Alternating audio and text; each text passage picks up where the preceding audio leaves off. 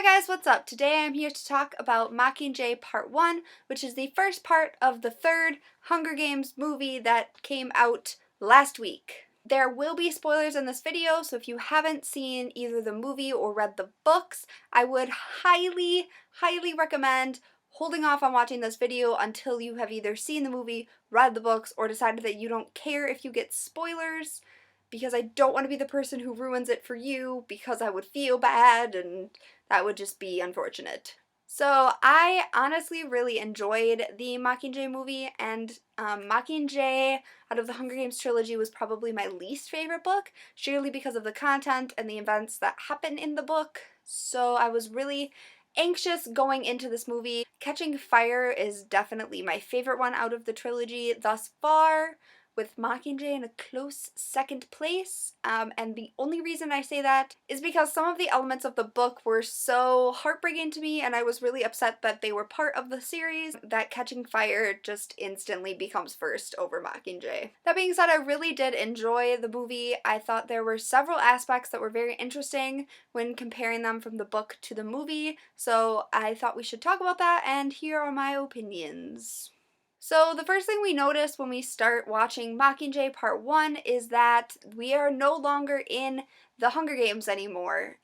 While things weren't bright and cheery before, they are definitely much darker in this movie. All of the settings are a lot darker and more dimly lit. The only time we really see lots of bright lights and bright intense color and just stark contrast to the dark rubble and destruction is when we are comparing the destroyed districts, specifically districts 12 and 8, to the capital where the rebellion hasn't really hit yet. Like, they know it exists and they are trying to combat it, but the people there aren't as affected by it as the people in the other districts. The other portion of this that I thought was really interesting was that for the first time in all three of these books, we really get to see what all of the different districts are made up of, where they lie, the people who inhabit them, which is something that we haven't gotten a chance to see before now, and I thought it was interesting that the author and the movie chose to wait in the plot line to show us all of the different districts until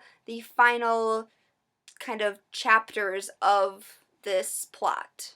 The other way that we know that this movie is significantly darker is that characters like Caesar, who have been a kind of like a shining beacon for this series, who have made us feel like even though these tributes are killing each other, it's okay, because as long as we can breathe and relax and just take a second to realize that we are not one of the tributes, it can still be classified as entertainment, which I think is one of the most horrifying aspects of the Hunger Games, is the fact that, at least for me, you realize that Caesar's charm and effort to get you to relax and just breathe and remember that they are just games has worked on you, even if it's only for a split second. In this movie, we don't see any of that. Caesar has adopted the personality of, yes, being an entertainer, but also being an entertainer who realizes that there is some serious crap going down right now, and there isn't a way to make it light and fluffy anymore and make it seem like as long as it's in this controlled area, it's okay, and we do this for entertainment. The second part of the movie that I thought was very interesting was comparing Katniss's struggle with PTSD from the books to the movies. In the books, I felt like she was more overcome by it and had a much more difficult time struggling with how to kind of rein it in and make sure that she was in control of her actions rather than struggling with the overwhelming effects of the PTSD she's experienced. In the movie, I felt like she had a little bit more control over it, but everyone around her could still see that the PTSD was definitely something she was struggling with and something that was going to be a major factor in getting her to be the Mockingjay that they wanted her to be. One really good example of this was when she is released from the facility at the beginning of the movie and goes to meet President Coin and Plutarch, and you hear President Coin, after being encouraged to send her to 12 to see the wreckage and hopefully get her back on board with the rebellion,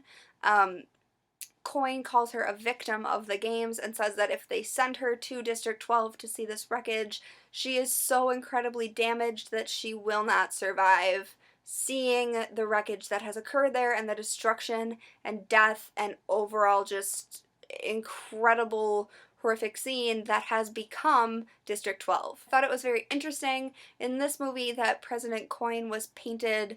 in a more likable manner, whereas in the book I feel like she is much more dominant and controlling and kind of a female version of President Snow. You can see bits and pieces of it in this movie in particular towards the end, but it's much more apparent, I feel, in the books than it was in the movies. And that brings me to my third point, which is that I really enjoyed the stark contrast in the movie of President Coin and President Snow, being that both are trying to compete for the control of a section of people, but one is doing it in a manner that paints herself as one of the victims, and the other is doing it in a manner that says, I am in control, and this is my country and my people, and you will listen to me because this is what I'm telling you to do. I thought it was very interesting to see them kind of juxtaposed that way, whereas in the books I feel like we see it and we know that Coin is definitely not all there and she is planning some serious crazy crap, but in the movie you can tell that she's starting to piece together this plan, but she is much more in tune, I guess, with what the people around her are saying and the suggestions they're giving. We see it towards the end of the movie where she becomes much more dominant and controlling when the Capitol starts bombing District 13 and you hear her turn to Poltruk and say, you are out of your league here, I don't want your suggestions anymore, this is my domain and my area, and you will not tell me what to do. Which was very interesting from earlier in the movie when she basically just went with whatever he told her to do. Katniss demands this, he says it's okay, so we will give it to Katniss because we want her and we need her, and without her, our rebellion won't function. So overall, I really enjoyed this book to movie adaptation. I'm kind of interested to see what happens in the second part of this. And I know that I didn't touch any on Peeta and Katniss and Gale and that whole love triangle mess thing, but I want to see how they build it in the second movie before I even address kind of my thoughts on what I saw, what I didn't see, and what I liked, although Peeta is still one of my favorites, even if he is totally and utterly broken and crazy right now. So those are my thoughts about the Mockingjay Part 1 movie. I'm very excited for Mockingjay Part 2,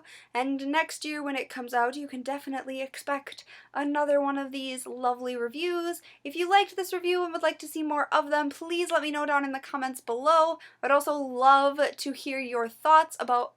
how you thought Mockingjay transferred from the book to the movie and how the series as a whole has done from book to movie adaptation, all that jazz and stuff. Otherwise, until next time guys, bye!